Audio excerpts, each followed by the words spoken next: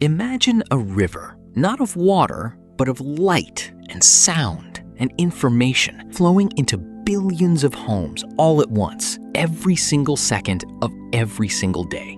We call it streaming, but have you ever stopped to wonder what this river is actually worth or where it even came from?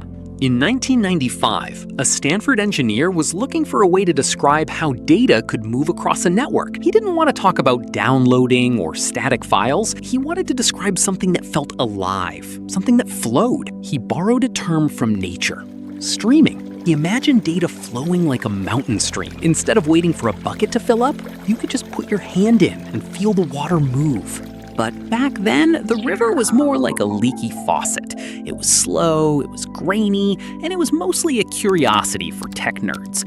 Fast forward to today, and the streaming industry is no longer a stream. It is a global ocean that generates more money every single day than most countries make in an entire month. How did we get here? And how much is our collective attention actually worth?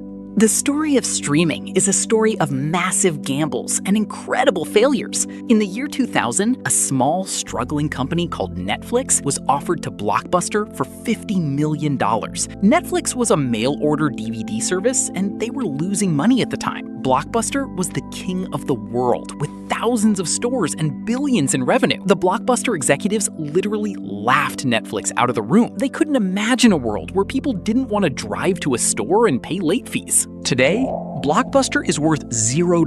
Netflix is worth nearly $500 billion. But Blockbuster wasn't the only one who couldn't see the future. In 2007, Reed Hastings, the founder of Netflix, stood in front of a room of investors and made a claim that sounded like science fiction. He said, "One day, every TV show and movie ever made will be available instantly on any device." They called him delusional. They called him a dreamer, but he was just looking at the flow of the river. To understand why streaming took over, we have to look at the pipes that carry it.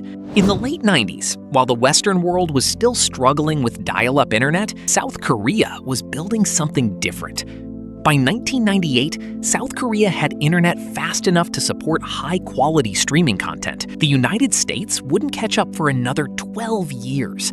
This 12-year head start is the reason why esports and streaming culture were born in Korea long before they were a global phenomenon. While the rest of us were waiting for a single image to load on a web page, Korean gamers were already broadcasting their matches and building digital empires. This infrastructure gap created a cultural shift that we are only now fully realizing.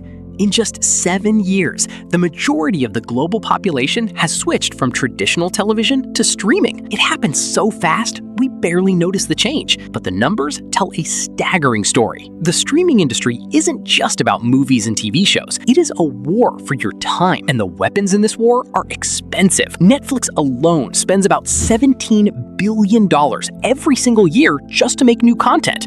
To put that in perspective, that is more than the total gross domestic product of several small nations combined. They are spending the wealth of entire countries just to make sure you have something new to watch on a Tuesday night. But the river isn't just made of professional Hollywood productions. It is also made of us. Take Twitch, for example. It started as a weird experiment called Justin.tv, where one man decided to live stream his entire life 24/7. He wore a camera on his hat and filmed himself eating, sleeping, and walking around San Francisco. Nobody thought it would work. It was boring, it was low quality, it was strange. But it evolved into a platform for gamers that Amazon eventually bought for $970 million. Today, a single top-tier Twitch streamer can earn more money in 1 hour of playing video games than a highly trained surgeon earns in an entire year. We have entered a world where the ability to hold an audience's attention is the most valuable resource on the planet. This is what we call the attention economy. Every time you open an app, you are stepping into a battlefield. There are 10,000 other pieces of content fighting for your eyes.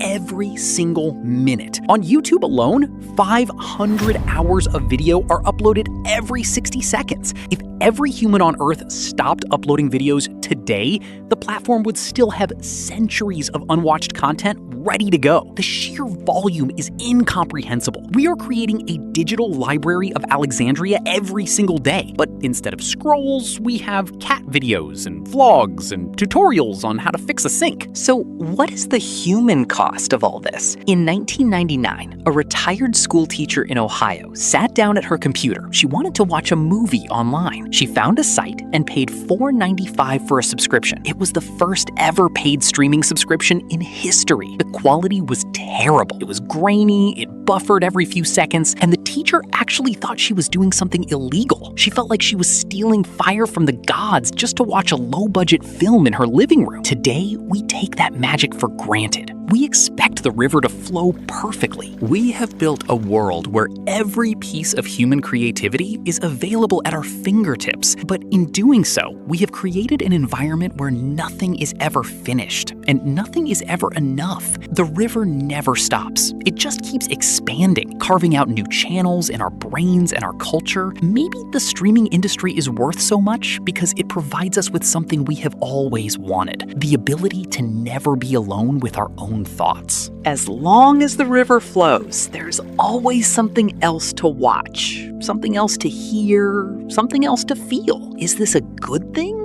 Or is it a sign that we're losing our connection to the physical world? The problem of value isn't just about money. It's about what we choose to prioritize. In the end, the streaming industry is worth exactly what we are willing to give it. And so far, we have been willing to give it everything. Where will the river lead us next? Maybe to virtual worlds that feel as real as this one? Or to artificial intelligences that create personalized content just for us in real time? The technology will change and the numbers will get bigger, but the core of the story remains the same. We are creatures who love stories, and we have finally built a machine that can tell them to us forever. Just remember that while you are watching the stream is also watching you. It knows what you like, what you hate, and how long it takes for you to get bored. It is the most sophisticated mirror ever built, reflecting our desires back at us in high definition. So the next time you click play, take a moment to think about the engineer at Stanford and the school teacher in Ohio and the $17 billion being spent to keep you in your seat. You are a part of the most expensive and complex system in human history, and all you had to do was watch. If you enjoyed this video and want to explore more of the strange systems shaping our world, you can support the channel simply by subscribing, leaving a like, or sharing the video with someone who would enjoy it too. Every bit of support helps keep the river flowing. Stay curious, and I'll see you in the next one.